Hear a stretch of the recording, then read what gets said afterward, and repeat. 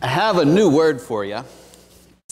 It's a word that I hadn't heard before, but a word that sounded really interesting to me. So if you're ready for something new, this is to add into your plethora of knowledge of words. The word is eucatastrophe. Anyone know what it means?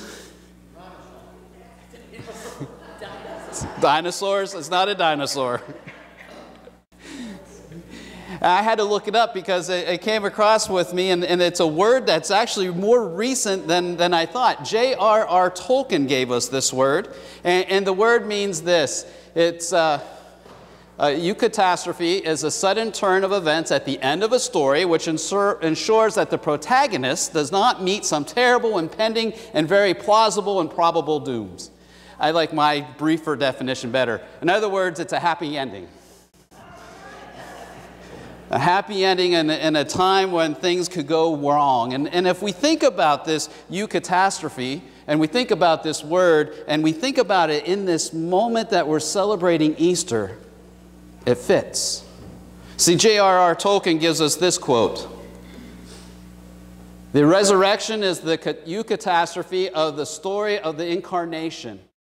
The story, it begins and ends in joy. Think about it. We celebrate Christmas about 4 months ago, and we celebrated that Jesus' birth and that arrival of God with us. And as we build up throughout this week, we have Jesus being betrayed. We have Jesus being on trial for crimes he didn't commit. We have Jesus being tortured. We finally have Jesus dying, a horrible death. We have Jesus being buried. And most of our experiences, actually probably all of our experiences, that at that moment that's the end of the story. That death is finished, has finished Jesus. And that's that horrible, terrible doom. But that's not what the empty tomb gives us. The empty tomb gives us something else. The empty tomb gives us something different. The empty tomb gives us hope. It gives us a different ending. It doesn't say that Jesus stayed there. It doesn't say that Jesus' body was still there when the ladies came a couple days later to complete the burial ritual. It said that the tomb was empty. And not only was it empty, but the disciples, as they came and they ran and they looked on their own because they didn't believe the accounts that they had heard. The tomb was empty. And as their story continues, they were confused.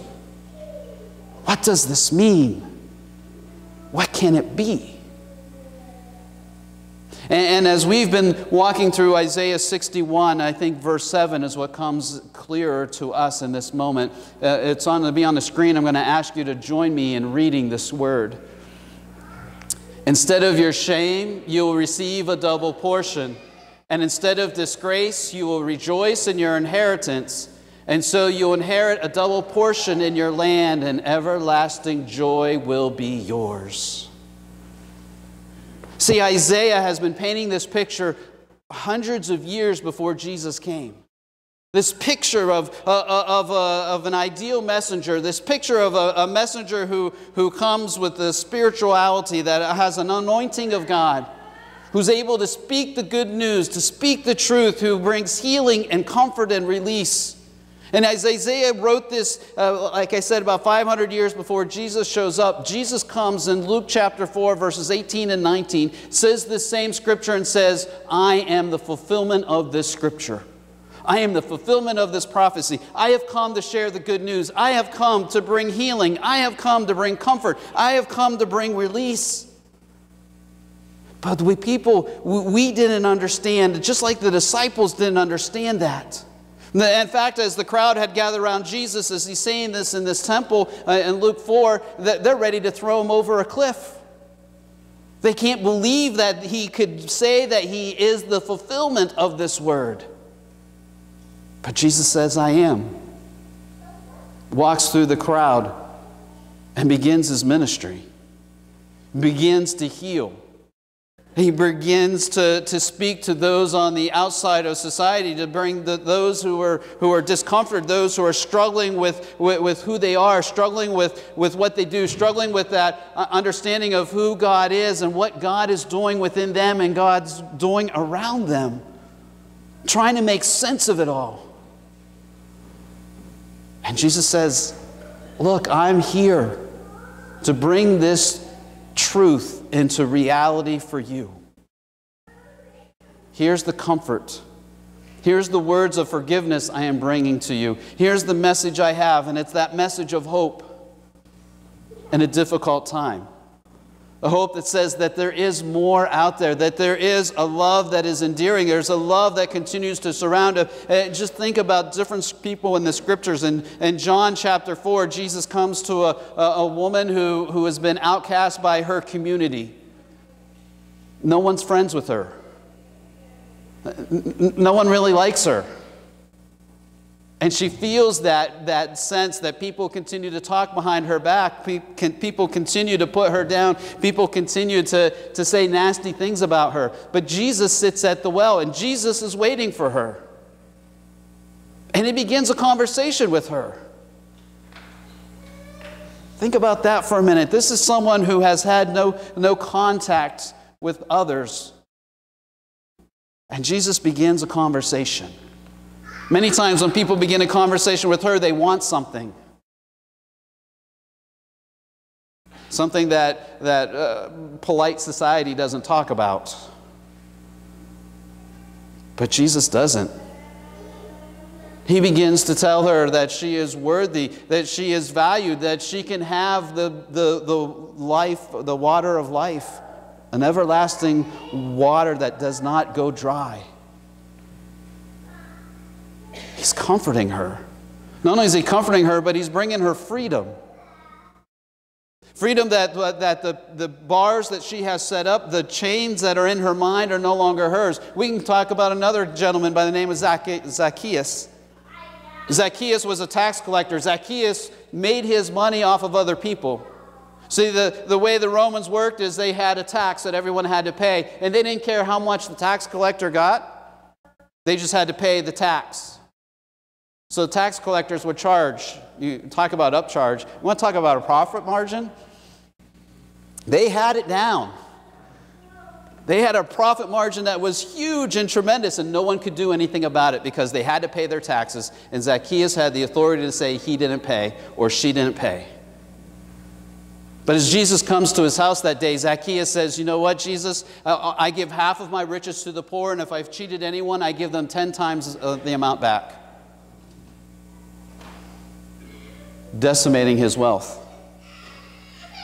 But he received something far more important. He received the forgiveness that he needed. He received the freedom that he had always wanted, that release from that guilt that he had. We have another person named Nicodemus in John chapter 3. The whole chapter is about Nicodemus. Nicodemus is someone who has studied the law, someone who is one of the religious elite. And he's coming to Jesus, and he said in the night when no one could see you, no one could recognize, and he says, Jesus, I don't understand. I know that you're from God and you have all these things that come together. How is this be? How can I make this connection? How can I come back into this relationship with God? And Jesus tells him, you must be born of water and the Spirit. And Nicodemus says, how can I be born again? How can I be reborn? I can't enter my mother's womb a second time. And Jesus leads him into this idea of asking for forgiveness of John 3:16, which Denise had in her prayer. For God so loved the world that he gave his Son, that whoever believes in him shall not perish but have everlasting life. And verse 17 following that, where Jesus goes on to say, but I did not come into the world to condemn the world, but to save the world. See, Jesus is sharing this message with those that are around him. He's sharing this message for the people, the disciples, the people of that society. But that message doesn't end there. It doesn't end there because the tomb was empty. The tomb was no longer filled with a body.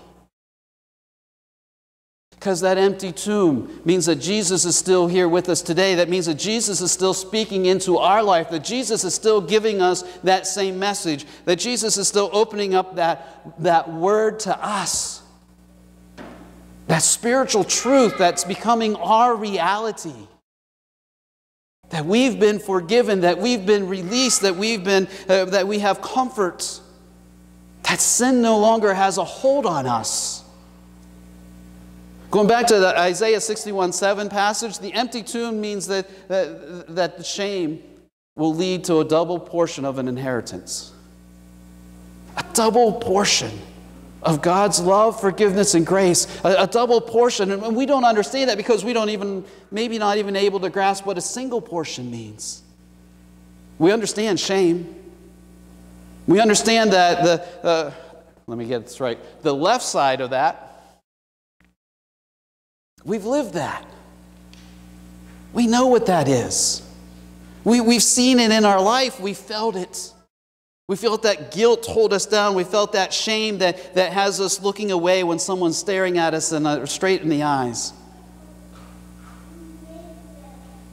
But Jesus says, I have more. John 4 with the woman at the well, I am the living water. Other places in John, Jesus says, I am the bread of life. Jesus says that I am the great shepherd. He uses this word I am, and if we go back into the Old Testament, we go back to Exodus, we go back to Moses hearing God, and God says that His name is I am. This isn't lost upon the people of that time that Jesus and God are the same. And they have this power, authority to take that shame and to remove it. To take that shame and give us a double portion of acceptance, love, and forgiveness. And Jesus just doesn't leave us there. He goes on to talk about disgrace. That disgrace is what Isaiah 61 verse 7 says. That instead of disgrace, you'll rejoice in your inheritance. Disgrace is hard for us. We do everything in our power to stay away from disgrace. Now think about that for a minute. Let that sink in. That word on the left-hand side, disgrace, bothers us.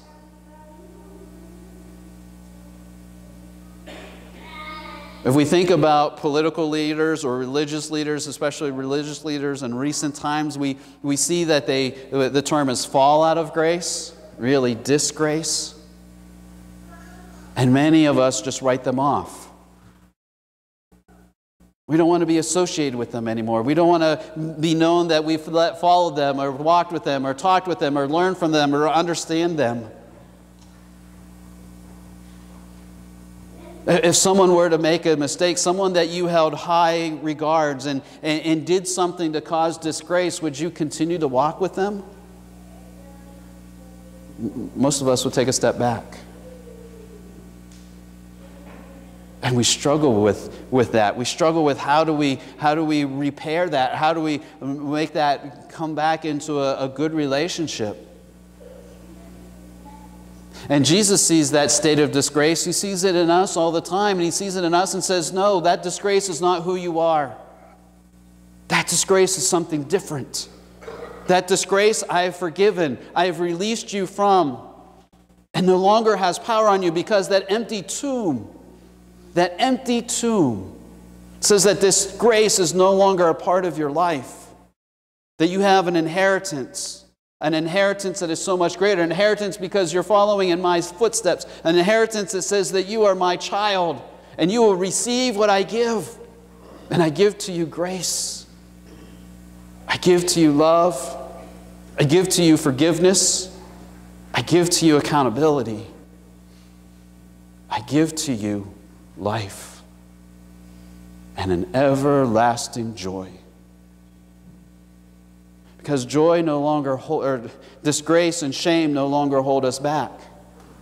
Because we have this joy, this opportunity, this understanding of what God is doing in our life. An understanding that says the world is new. An understanding that says that we have a new life, that the old is gone and the new has come. An understanding that says this joy is not fleeting. It is continuously there. It is there to fill you up, to pick you up, because that tomb is empty. That tomb, that body, that brother of ours, Jesus, leads the way. 1 Corinthians 15 was a passage Alan read earlier today, but in that 1 Corinthians 15 passage, it talks about the perishable body will be raised into imperishability. It talks about this: a seed is not what is sown, but is what comes out. A seed that is sown is not what comes out of the ground, but something new and something different. This new life we have comes out of that empty tomb. This new life we have is something bigger and greater than we can ever imagine. It is a double portion of life. It's a double portion of grace. It's a double portion of forgiveness. And it's given to us. Given to us because that tomb is empty. Given to us.